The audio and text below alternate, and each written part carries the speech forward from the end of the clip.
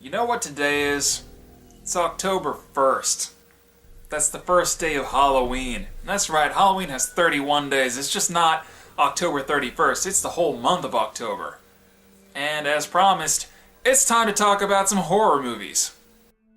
So the first movie that I want to talk about is a horror movie from 1991. It's in the same vein as Reanimator and From Beyond, so if you like movies like that from the Stuart Gordon or Brian Yuzna category, you'll probably also like this one. It's called The Resurrected, and it's based on a short story by H.P. Lovecraft called The Case of Charles Dexter Ward. Now, like Reanimator, this movie also deals with the thought of bringing dead back to life. Basically, the plot is, and if you are interested in seeing it in any way, probably don't watch the rest of this review because it's going to contain spoilers. But, anyway, it starts off in a mental institution where an orderly goes into one of the rooms and finds that there's a massacre, the aftermath of a massacre. There's a broken window, there's nobody in the room, there's blood everywhere, there looks like there's an explosion, and you have no idea what's happened. So, at this point, the narrative takes over, where the lead character, who is a private investigator, starts kind of cataloging his past experiences of the past week or so.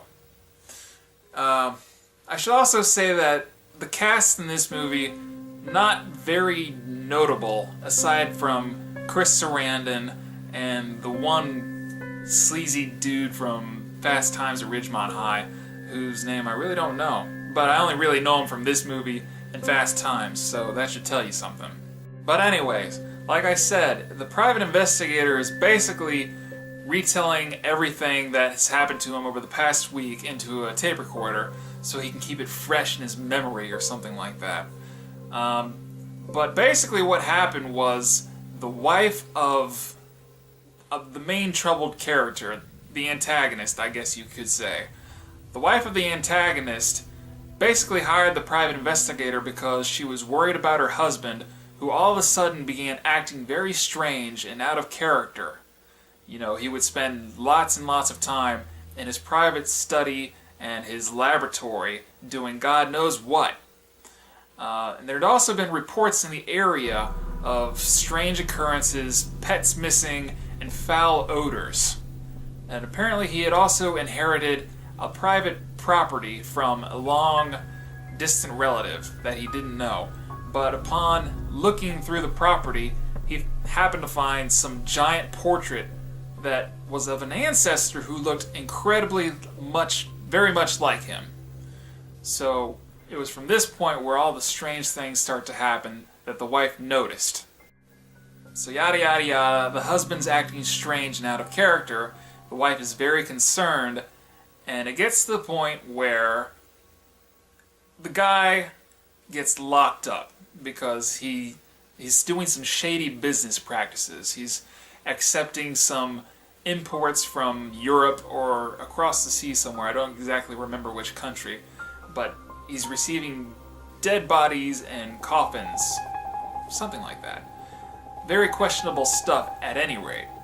So the police come with a private investigator to his newly acquired estate, and he's holed up inside. There's like no lights or anything. So the police barge in, tear down the door, and they find him and his really wonky Asian henchman who's got like a messed up eye that doesn't speak a lick of English apparently. But they take them and they drag them out. The husband, played by Chris Sarandon, takes the wife captive and starts acting really crazy. And also slashes the private investigator. So it's this event that pretty much gets him into the insane asylum. Now the private investigator is doing all of this research into the guy's life and what he'd been doing up until that point. And he discovers a little notepad, a diary of one of his ancestors named Joseph Kerwin, who had been dabbling in some dark arts and tinkering around with the idea of bringing the dead back to life. So through this investigation, he determines that maybe the husband's acting so odd because it's not actually the husband, and that it's actually this Joseph Kerwin guy who came back to life. And it turns out that's what happened. Joseph Kerwin came back to life with his undead revival process and pretty much just killed the woman's husband. So really you've got Chris Sarandon playing two different roles, which is actually pretty cool. Both are pretty over the top in the acting because he does that whole Shakespearean acting stuff like that from The Princess Bride. He does it over the top. I can't really do it, but that's how he does it. So they discover that it's actually this Joseph Kerwin guy who's posing as the husband, and he's been brought back to life. Her husband's long dead. That's what they theorize anyways. So with this newfound information, they decide, this is horrible, this can't be happening, we need to destroy everything that this guy was working on. So they go to the private estate with some explosives with the intent of blowing it up and destroying everything. So the wife, the private investigator, and the private investigator's sidekick, played by the sleazy dude from Fast Times at Ridgemont High, go into the property. They discover a pathway down to some underground cavern area that's been used as his experimental grounds. And they discover that there are some failed experiments still down there, still alive. And they run into problems when basically they didn't come prepared. They brought one flashlight with some very low batteries apparently, and they happen to find a few lanterns. So their flashlight dies, they use lanterns and matches, and then they run into the failed experiments where ultimately sleazy dude from Fast Times at Ridgemont High, gets it. And it's very much in H.P. Lovecraft style. You don't see him dying, but you hear it.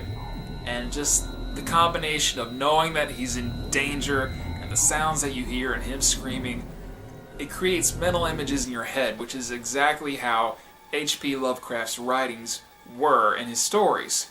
You do all the horrible thinking yourself, with very little details involved. So the private investigator and the wife escape from the estate and blow it up, and at this point the wife is pretty much just drained out of it, so from here to the end it's all the private investigator. So the PI goes to the insane asylum and confronts Joseph Kerwin, who's posing as the woman's husband, and says that, hey, look, I know that you're not who you say you are. I know that you're this Joseph Kerwin guy back from the dead, and I know about your experiments. And he brings with him a suitcase that contains some of his equipment from the experiments and the bones of the wife's husband. And he throws it to the ground, basically showing him that, I've got your stuff, I know what you're up to. And Joseph Kerwin, being the insane dude from hundreds of years ago, just thinking he's smarter than everyone because he defeated death and he came back to life, says, no one's going to believe you. Who would believe such a thing? So basically at this point, the private investigator just says, you know what, you're probably right. So I've also done some reading into your research. Let's see what happens if I take some of your little tools here and put them on the wife's husband's bones. So he does that, and the husband starts to come back to life using the same technique that Joseph Kerwin did to come back. And it's at this point that some kind of flaw within the experimental design where coming back to life requires living tissue to come back happens.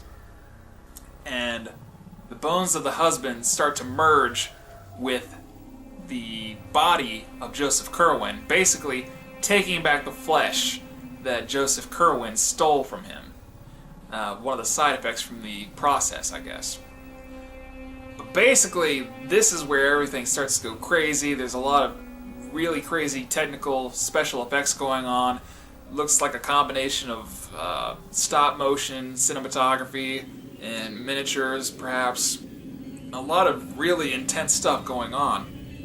And it basically, at this point, shows you what happened at the beginning that created such a catastrophe. But overall, I'd say it's a nice little B movie, and if you like movies like Reanimator and From Beyond, you'll probably definitely like this one. I think it's also actually produced by Brian Yuzna or Stuart Gordon, but the music is definitely by Richard Band. It's got some pretty cool music. Who is it? Well, the cover doesn't say who produced it, but I know that it was either produced by Brian Yuzna or Stuart Gordon. I want to say it's probably Brian Yuzna. But it is directed by Dan O'Bannon, who also directed Return of the Living Dead. So I guess that director just likes dead things coming back to life. But anyways, first horror movie of Halloween, October. Halloween, October. Octoberween. But anyways, yeah. First little gem of a movie I decided to talk about. There's probably going to be some more throughout the rest of the month, so stay tuned and have a very merry Halloween scary October. I could have ended that better.